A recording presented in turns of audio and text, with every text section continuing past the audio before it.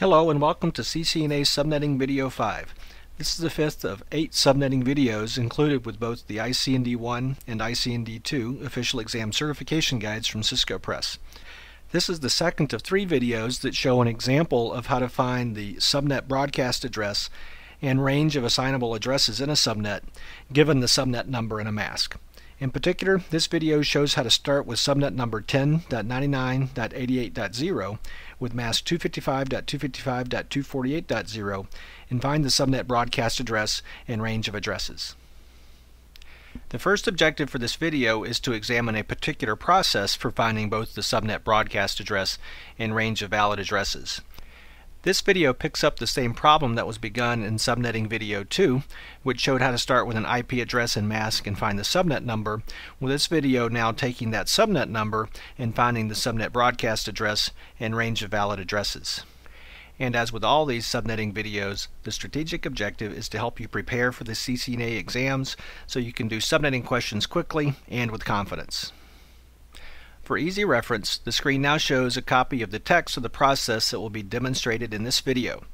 Notice that this process starts with step 5, and it's numbered this way because the associated process that finds a subnet number has 4 steps, so this process just picks up where that other process stops. Feel free to go back and watch subnetting video 2 at this point. However, for a brief review, that video started with IP address 10.99.88.77 with mask 255.255.248.0. That process showed that the interesting octet was the third octet and that the magic number was 256 minus 248, or 8. So finally, let's take a look at this particular example.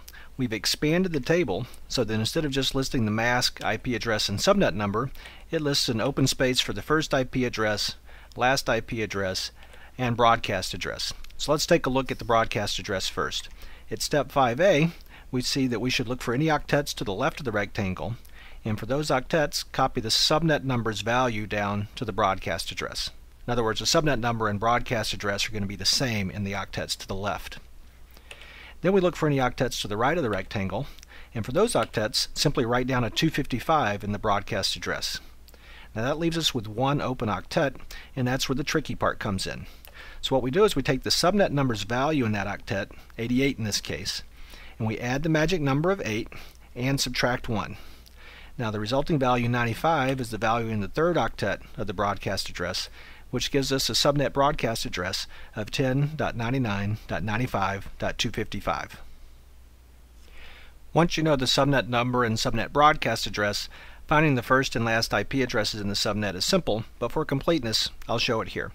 First, to find the first IP address, you copy the subnet number's first 3 octets, doesn't matter where the interesting octet is, and then add 1 to the 4th octet of the subnet number. In this case, we've got a 0 in that octet, so 0 plus 1, of course, is 1, giving us a first IP address of 10.99.88.1.